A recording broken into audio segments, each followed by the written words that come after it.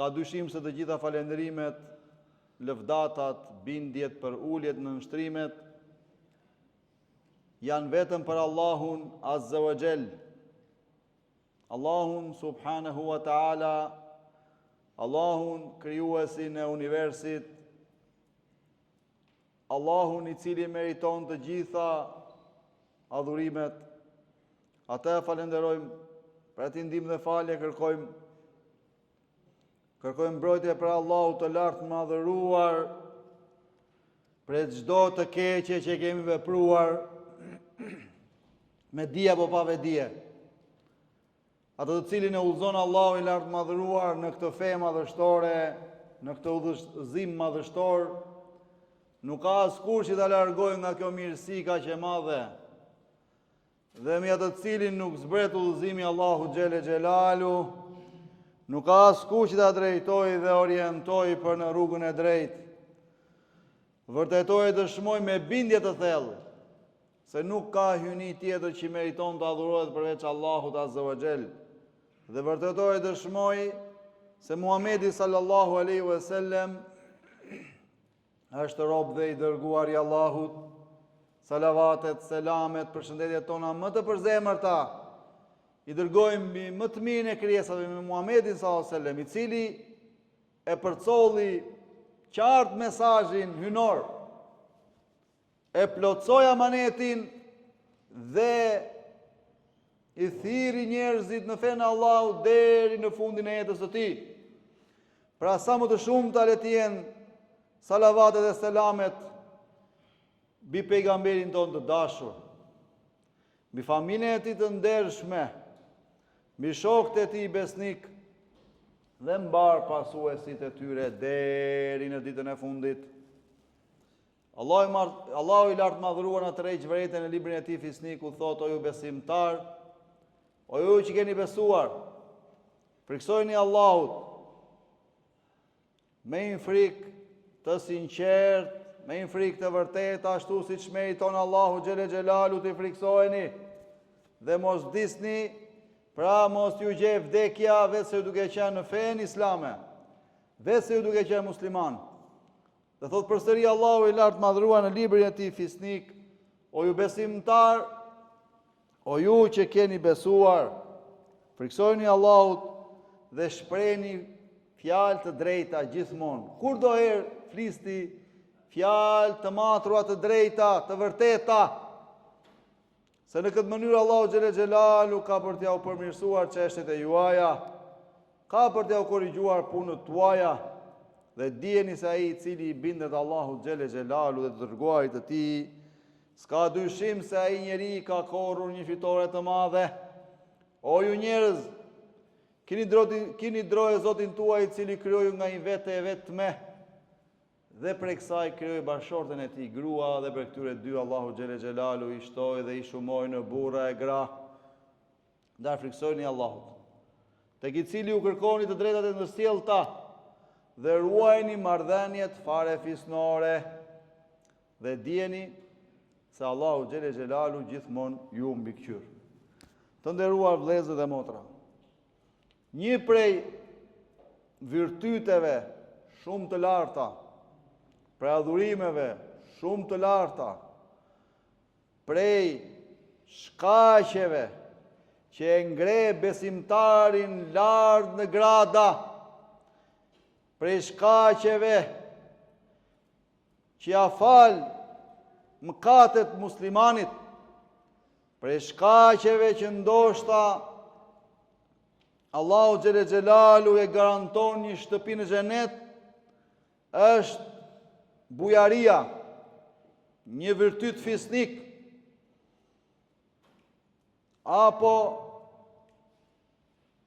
sadakaja, lëmosha, t'japësh nga ajo që Allahu ty të ka dhuruar,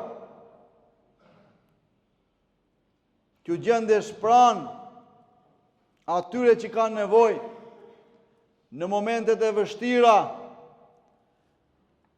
me atë çka ty Allahu xhele xhelalu ta ka dhuruar, ta ka dhënë, t'ju gjendesh pranë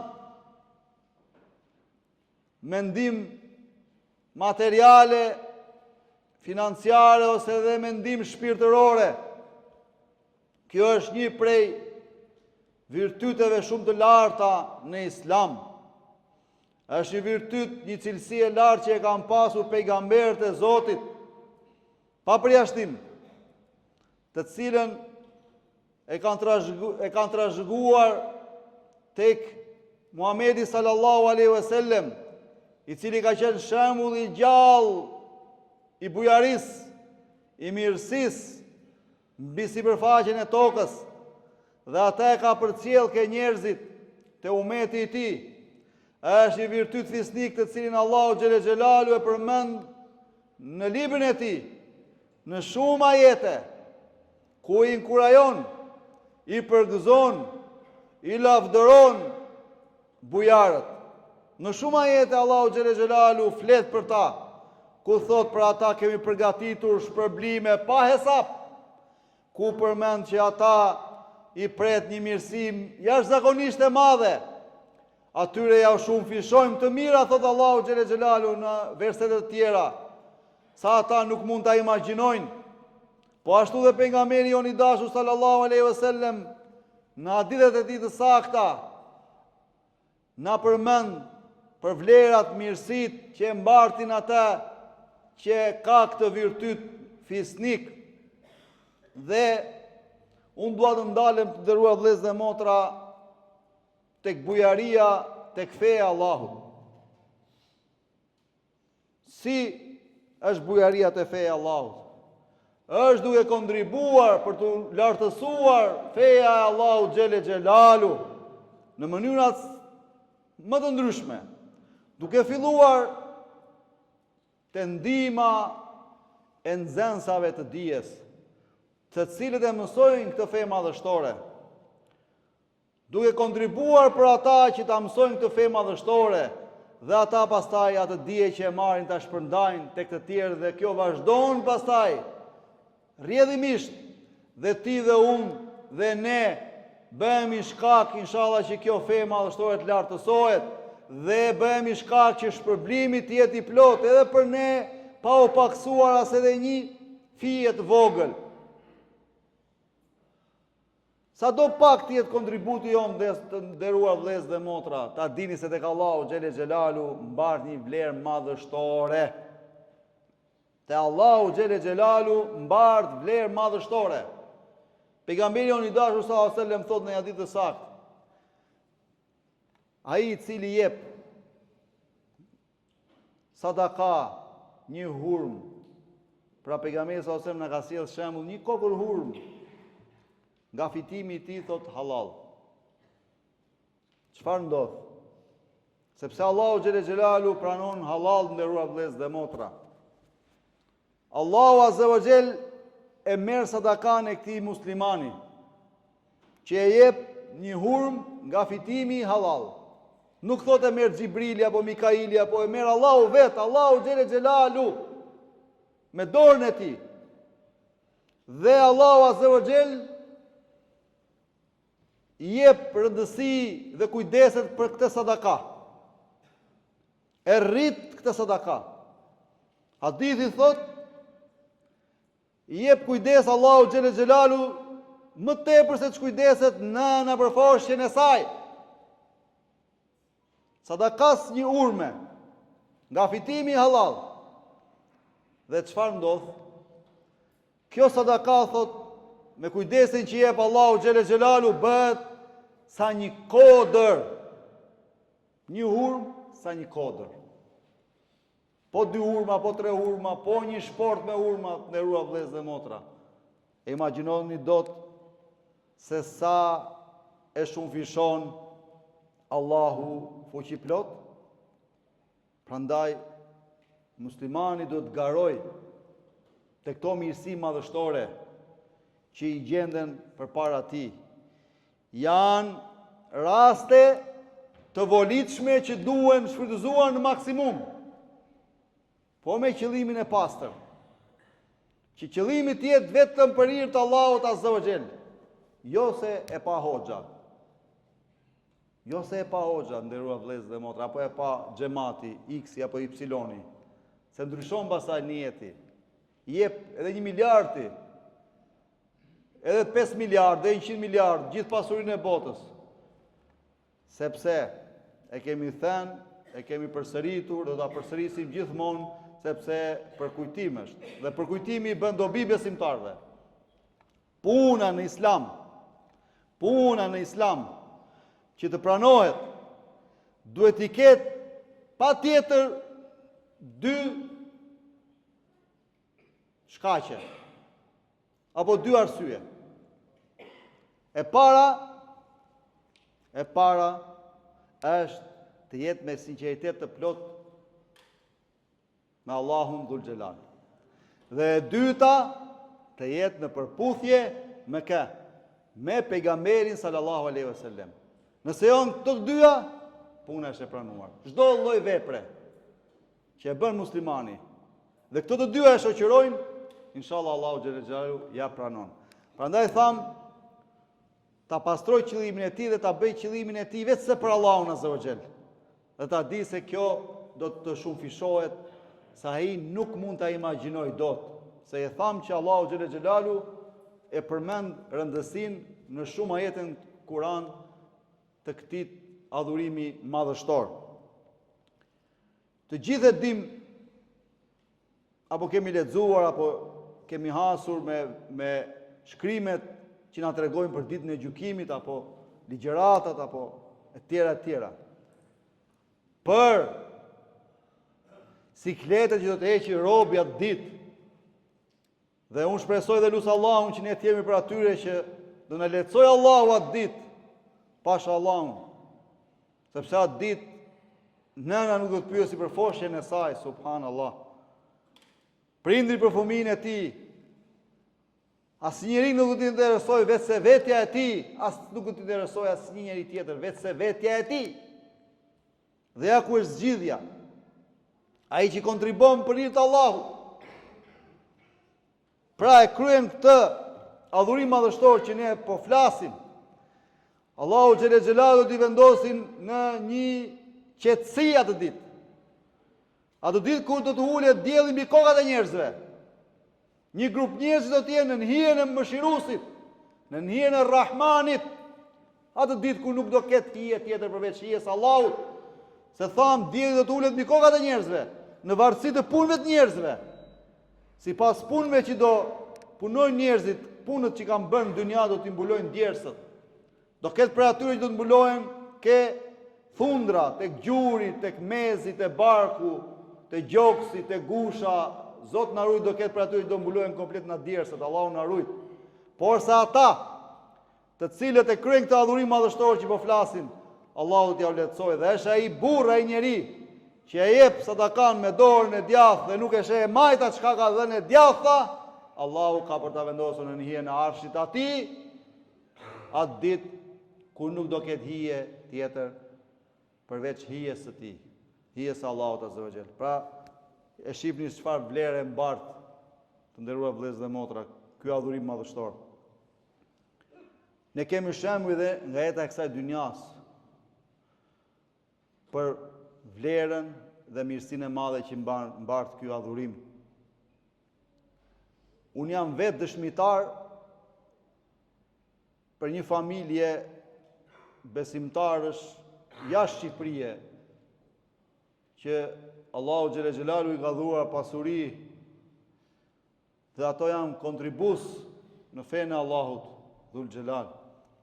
Dhe ndoshta e kam përmendur këtu në ligjëratat e tjera, po do ta përmend përsëri dhe siç e thash në shenjë përkujtimi, sepse përkujtimi bën dobi besimtarit. Në Jemenin e largët ishte një person që punonte hamall, ngarkim shkarkim. Punonte hamall në port, ngarkim shkarkim. Dhe i kishte bërë qëllim vetes që ato çka do fitoj nga kjo punë që bëj, gjysma do t'i jap sadaka dhe gjysmat do t'i mbaj për nevojat e mia, për familjen, nevojat e tij. Dhe vazhdoi këtë punë e bënte gjithmonë. Filloi u rrit puna, e kërkonin njerëzit, sepse ishte punëtor, fjalpak, edhe punën e bënte me qef, filloi që kërkoni njerëzit, merrte pasuri dhe atë punë e bënte, siç tham, gjysma sadaka, gjysma i mbante për familjen e vet. Arriti një moment sa që mblodhi pasuri dhe tha pse mos merrem me tregti. Dhe filloi u mor me tregti dhe prap filloi ta bënte, të vazhdoi ta bënte atë punë që e bënte. Fitimin gjysmën sadaka, gjysmën për familjen. I dha bereqet Allahu xhele xhelalu të madh sa që u bën nga tregtarët më të mëdhenj të Yemenit. Shkurtimisht, dhe jam dëshmitar vetë për këtë, sepse muslimani kur e tregon një histori, duhet bazohet. Për Islamit është që kur e tregon një histori, duhet bazohet nëse ka ndodhur te popujt e mëhershëm, duhet si transmetimin e saj të saktë, apo edhe në kohët tona duhet thoj të vërtetën. Unë jam vetë dëshmitar për këtë dhe mbaj përgjegjësi për këtë që po them. Pra dhe ky u bëna tregtarët më të mëdhenj të Yemenit. Dhe filloi duke ndërtuar xhamia. Shkolla, xhamia. Dhe ajo familje ka ndërtuar një xhami ku unë kam qenë imam më herët. Jam vetë dëshmitar, prandaj u thash. Pra imagjinojeni, shkurtimisht ja u tregova këtë histori, se është histori e gjatë. Pra e filloi Hamall. Dhe jepte për hir të Allahut, nga ajo çka Allahu i kishte dhuruar dhe shikoni ku arriti, subhanallahu. Dhe këtu është ajo që thot Allahu xhele xhelalu që e përmendëm, që ata që japin për hir të Allahut, s'ka dyshim se ne ja u shumëfishojmë atyre. Sa ata nuk mund ta imagjinojnë dot, subhanallah. As nuk mund ta llogarisin. Kurse pejgamberi i Zotit thot, kur se si nuk e pakson pasurin kush? Sadakaja. Kur se si, për kundrazi, e shton atë, e shumon atë. Prandaj nderuar vëllezër dhe motra, këto janë disa rrugë në pamje të parë e të shkurtra, por se mbartin mesazh shumë të fortë dhe mbartin mirësi të mëdha për ty që ndoshta ditën e gjykimit, pashallahu kam për të bërë dobi jashtëzakonisht të mëdha. Prandaj, Zotin e lut që të jemi sadopak prej tyre. Aqulu ma tasma'un wa astaghfirullaha li wa lakum min kulli dhanbin wa su'in fastaghfiruhu innahu huwal ghafurur rahim.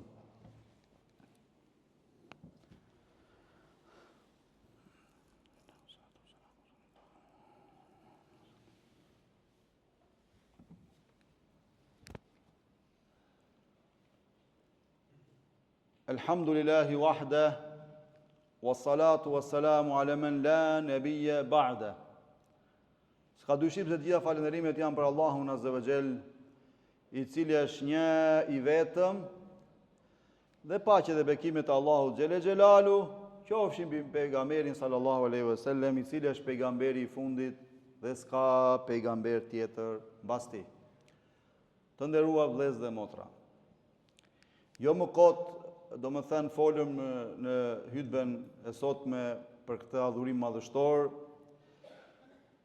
sepse ne si musliman ose Myftinia e Tiranës ka marrë një nisëm në çdo xhami të Tiranës të bëjnë ndonjë thirrje për gjithë besimtarët që të kontribojnë sadopak nga ajo që Allahu Xhele Xhelalu i ka dhuruar, sepse këto kontribute do të shkojnë për aktivitetet që kryen Myftinia e Tiranës, që janë kurset me nxënësit, dhe elhamdulillah ka filluar një nisëm e madhe në xhamiat e Tiranës, ku shumë xhamia domethënë kanë filluar kurse me nxënës që i mësojnë fenë e Allahut, i afrojnë nëpër xhamia, aktivitete të ndryshme.